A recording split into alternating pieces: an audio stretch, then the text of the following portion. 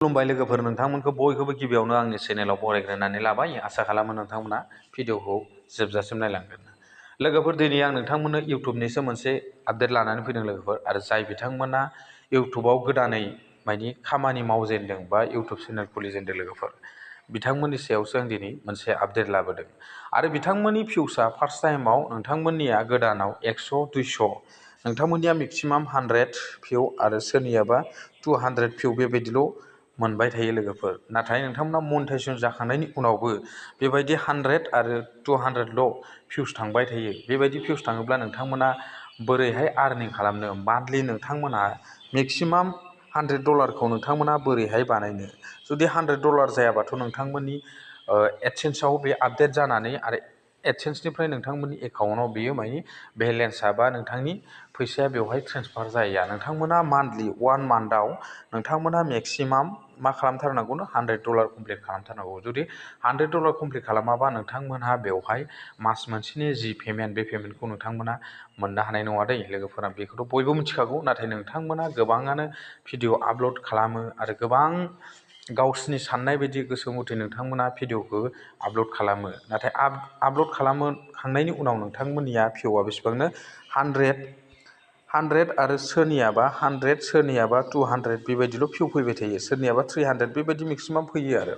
नाथाय नोंथांमोना बेबायदि भिउ फैनायाव बोरैहाय आर्निं खालामनो, आं बेखौ नोंथांमोननो दिनै फोरमायनो नागिरदों दे लोगोफोर। आरो गोबाङानो बेबायदि भिउ खम जायोब्लाथाय नोंथांनि जि आर्निं आरो नोंथांनि जि इस्टिमेट रेभिनिउ, बेयो माने खम जायो लोगोफोर।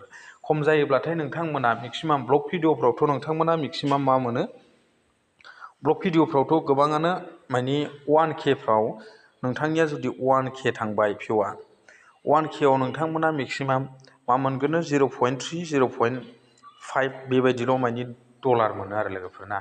नाथाय आं नोंथांमोननो मोनसे आइडिया होनो लोगोफोर। नोंथांमोना जुदि ब्लग भिडिअ बानायाल'सिनो मोनसे मानि सायाव बांसिन नोंथांमोना भिडिअखौ आपल'ड होयोब्ला बा मानि सायाव बांसिन भिडिअ बानायोब्ला नोंथांमोना 1K आवनो मेक्सिमाम 1K आवनो नोंथांमोनहा मेक्सिमाम बेसेबां मोननो हागोननो, बेवहाय $3 नङाब्ला नै नोंथांमोना $77 बेबायदि नोंथांमोना खामायनो हागोन। बा पार के आव नोंथांमोना मेक्सिमाम 1K आवनो जुदि $1 बोरैहाय नोंथांमोना खामायनो हागोन बा बोरैहाय नोंथांमोना मोननो हागोन आरो मानि सायाव भिडिअ बानायोब्ला नोंथांमोना बेवहाय 1K आवनो नोंथांमोना $1.3 बा $1 बेबायदि नोंथांमोना बोरैहाय लानो हागोन, बेखौ आं नोंथांमोननो दिनै दिन्थिनो आरो लोगोफोर ना। आरो गोबाङानो बेबायदिनो इउटुब चेनेल खुलिनानै भिउ थांथारियाव बा 200 300ल' भिउ फैनानै नोंथांमोना जेरै $3ल', सोरबा बायदिया $0.3ल', सोरबा बायदिया $0.5, सोरबा बायदिया $0.12 $14 बेबायदिल' इनभेस्ट खालामनो हायो आरो लोगोफोर। नाथाय नोंथांमोना मास मोनसेयाव बेबायदि जुदि मोनसे भिडिअआव जुदि $0.4 $0.5ल' फैयोब्ला नोंथांमोना मास मोनसेयाव बोरैहाय $100खौ कमप्लिट खालामनो, बेखौ आं नोंथांमोननो फोरमायनो आरो। नोंथांमोना $100खौ कमप्लिट खालामनांगौआ गोबाव सम लागोन आरो लोगोफोर। दा सोरनियाबा मास मोनसे नङा, सोरनियाबा मास मोनब्रै मोनबाजोंबो $100 कमप्लिट खालामहैनो हाया। $100 कमप्लिट खालामाबा नोंथांमोना इउटुबनिफ्राय पेमेन्टखौ मोननो हानाय नङा दे लोगोफोर। बेखौ बयबो मिथिखायो। $100 कमप्लिट खालामोब्लासो नोंथांमोना मेक्सिमाम मान्थलि इउटुबनिफ्राय नोंथांमोना बेनि रांखौ मोननो हायो आरो, माने फैसाखौ मोननो हायो आरो लोगोफोर। बे इउटुबनिफ्राय गुगोल एडसेन्सआव थाङो, एडसेन्सनिफ्राय नोंथांमोननि बेंकआव बे माने आपडेट जाहैयो आरो लोगोफोर, माने उइद्र' जाहैयो। दा लोगोफोर, दा बेनिफ्राय नोंथांमोना मानि सायाव आपडेट लाबोयोब्ला बांसिन नोंथांमोना 200 आरो 100 भिउ थाङोब्लाबो नोंथांमोना मेक्सिमाम पार के आव बोरैहाय नोंथांमोना $1 खामायनो हागोन, मानि सायाव नोंथांमोना भिडिअ बानायोब्ला बेखौ आं नोंथांमोननो दिन्थिलांगोन आरो लोगोफोर। नोंथांमोना नायलांबानो जाबाय। दा बेवहाय आंनि वाइटु स्टुडिअ'खौ आं अपेन खालामबाय दे नै लोगोफोर। नोंथांमोनाबो नायनानै लाबानो जाबाय। बर' रावनि आपडेट।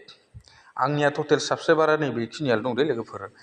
मोनसे आरो गिदिर चेनेल दंबावो लोगोफोर। नैबेयो जाबाय आंनिया दा बर' रावनि आपडेटआवल' आं बांसिन आपडेट लाबोबाय दङ। मोनसे चेनेलाव आं लाबोआखै लोगोफोर। बेवहाय 4552 जनल' आंनाव साबस्क्राइबार दङ। दा बे चेनेलाबो मनिटाइजेसन जाबाय। नैबेयाव इस्टिमेट रेभिनिउखौ नाय, आंनिया $30 अनलि $30 जानानै दङ। नाथाय बे $30 जानानै थानायनि खारना बे माने बेवहाय $30 नोंथांमोना बेनोदि गासिबो बे नङा, बेवहाय मालाबा आपडेट जायो मालाबा आपडेट जाया लोगोफोर दै आं बेखौ नोंथांमोननो फोरमायखाबाय।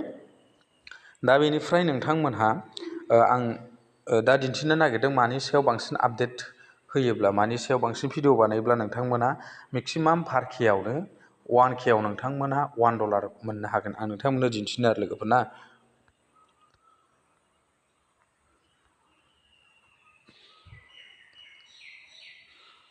आं नैबेवहाय मोनसे भिडिअ आपल'ड होदोंमोन दै दाख्लै, नैबेखौ नायबानो जाबाय 7 मिनिट 27 सेकेन्डनि आरोना लोगोफोर। नै बेनिफ्राय आं बेवहाय मानि सायाव भिडिअ लाबोदोंमोन, नै एमपकेट लन 2026 मबाइल फनजों बोरै 5 मिनिटावनो 5 मिनिटावनो नोंथांमोना लन लानो हायो फुल प्रसेस भिडिअ होननानै बेबायदि मोनसे आपडेट लाबोदोंमोन आरो लोगोफोर। दा बेवहाय आंनि भिउसआ बेसेबां थांदों लोगोफोर नायबानो जाबाय। नै आं नोंथांमोननो दिन्थिगासिनो दे लोगोफोरनि। आंना बेवहाय 915 मानि 915ल' भिउस थांदों, 1K आनो थाङाखै लोगोफोर। अब्लानिया नाय आंनि बिनि बे रिभिनिउखौ दिन्थिनो आरो लोगोफोर नोंथांमोना। आं बेवहाय क्लिक खालामबाय, आं बेयाव एस्टिमेट रिभिनिउ बेसेबां मोनदों बेखौ आं नोंथांमोननो दिन्थिनो। दानिया आं नैबेवहाय रिभिनिउआव थांबाय। रिभिनिउआव थांखांनायनि उनाव नोंथांमोना नायदे आं बेवहाय एस्टिमेट रिभिनिउआ आंनिया 89 दंना, $0.89। दा लोगोफोर नै बेवहाय पार के बेसेबां होदों नायबानो जाबाय। नै बेवहाय नुबायना नोंथांमोना, नैबेखौ नायनानै लादो। नै पार के बेवहाय $1.0 मानि पार के मानि 1K आवनो नोंथांमोननो $1.02 मानि नोंथांमोननो बेवहाय होनाय जादों आरो। मानि थाखाय बेवहाय एमपकेट लनखौ बोरै लायो बेबायदि मोनसे एप्सनि सोमोन्दै फोरमायनाय, बा नोंथांमोनहा बेवहाय फाइनेन्सनि सोमोन्दै फोरमायनाय, बा नोंथांमोना स्पर्ट्सनि सोमोन्दै फोरमायनाय आरो बेंकजों रिलेटेड थानाय भिडिअ बानायनायफोराव नोंथांमोननो रिभिनिउखौ बांसिन होनाय जायो लोगोफोर। जुदि नोंथांमोना भिउस थांथाराखैब्ला बा नोंथांमोना 100-200ल' भिउ फैयोबा नोंथांमोना बेवहाय आं जेरै खोन्थादों बेबायदि नोंथांमोना भिडिअ बानायब्लानो जाबाय। नोंथांमोननिया जेरै फाइनेन्सनि सायाव आपडेट लाबो आरो बेनिफ्राय नोंथांमोना बे बेंकजों रिलेटेड थानाय भिडिअफोरखौ बानाय, बेबायदिनो ट्रेडिं एप्सनि सायाव भिडिअ बानाय आरो बेबायदिनो स्पर्ट्सनि सायाव भिडिअ बानाय, अब्लानो नोंथांमोना मेक्सिमाम पार केआव मेक्सिमाम $1 सायाव आरो बबेबा फाइनेन्सनि सायाव आरो एसे बांसिन होनाय जायो आरो लोगोफोर। नोंथांमोना बेवहाय जुदि खम भिउस थांदोंबा बेबायदि फाइनेन्सनि सायाव भिडिअ बानायबानो जाबाय। बेवहाय फाइनेन्सबाथाय नोंथांमोननिया मालाबा पार केआवनो मानि $1.50 गाहाम मानि होयो आरो लोगोफोर।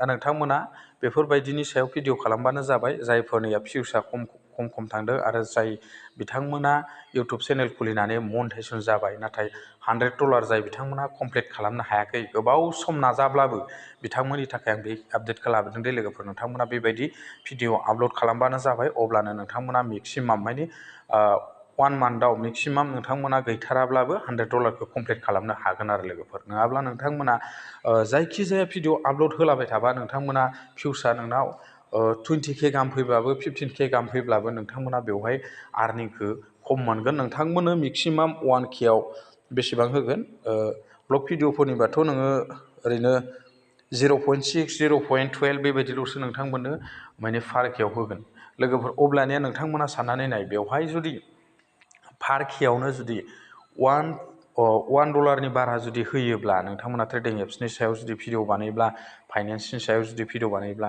अब्लानिया नोंथांमोनहा जुदि दैलि जुदि भिडिअखौ आपल'ड होयोबा, सानसेयावनो 2 गाहाम जुदि भिडिअ आपल'ड होयोबा नोंथांमोना मेक्सिमाम आंहा फोथायनाय दं नोंथांमोना 1 मान्थआव $100खौ आरामसे कमप्लिट खालामनो हागोन आरो लोगोफोर। नाथाय गोबाङानो इउटुब चेनेलखौ मनेटाइजेसन जाखांनायनि उनाव $100 कमप्लिट खालामनो हाया आरो गोबां जानला मेला भिडिअ आपल'ड होबाय थायो। बेफोरबायदि जाहाथे भिडिअ आपल'ड होबाय थायोब्ला नोंथांमोना 1 मान्थआवबो मेक्सिमाम $100 कमप्लिट खालामनो हानाय नङा आरो लोगोफोर। आं बेखौ नोंथांमोननो फोरमायखाबाय। दा नैबेयाव आं नोंथांमोननो दिन्थिबायबो आरो नै बेवहाय आंनि भिउआ 818ल' आरो टटेलि भिउसआ। बेवहाय आङो 84 मानि $0.84 आं बेवहाय मोननो हादों आरो लोगोफोर। नोंथांमोना साननानै नायोबा बेसेबां बेवहाय ट्रेडिं एप्सनि सायाव फाइनेन्स सायाव बेसेबांबा बांसिन बेवहाय डलार होनाय जायो लोगोफोर। आरो बेनि सायाव आं नोंथांमोननो मोनसे आपडेट फोरमायबावगोन गाबोन नेक्स्ट आपडेटनि गेजेरजों माबोरैहाय नोंथांमोना बेवहाय बांसिन आरोबाव डलारखौ इनभेस्ट खालामनो हायो, मा ट्रिक्सजों थाङोब्ला नोंथांमोना बेवहाय मेक्सिमाम माने डलारखौ बांसिन मोनहोनो हायो लोगोफोर। आं बेनि मोनसे टिप्स नोंथांमोना आं लाबोबावगोन, गाबोन नोंथांमोननो फोरमायना होबावगोन आरो लोगोफोर। दा दिनै आं नोंथांमोननो बेखिनि आपडेटखौ लाबोबाय लोगोफोर। नोंथांमोनाबो जुदि बेवहाय सोरबाफोर जुदि इउटुबाव गोदानै आगान होजेनदों, मनेटाइजेसन जाबाय आरो 100 आरो 200नि भिउसनि बारा थाङाखै, बिराद खस्थ' मोनदों, मानि मास मोनसेयाव $100 खालामनो हायाखै, मास मोनबायावबो $100 खालामनो हायाखै, बिथांमोननि थाखाय बे मोनसे भिडिअआ बिराद मोजां। आं बेखौ सानबाय लोगोफोर, नोंथांमोना जाहाथे बेबायदि खामानि मावहैयोब्लानो माने मास मोनसेयाव अनलि 1 मान्थआव नोंथांमोना $100खौ कमप्लिट खालामनो हागोन आरो लोगोफोर। दा दिनै आं नोंथांमोननो बेखिनिखौ फोरमायबाय। जेखियानो जाया दिनैनि आपडेटआ बेखिनियानोसै लोगोफोर। नेक्स्ट आपडेटआव लोगो मोनसिगोन। Thank you.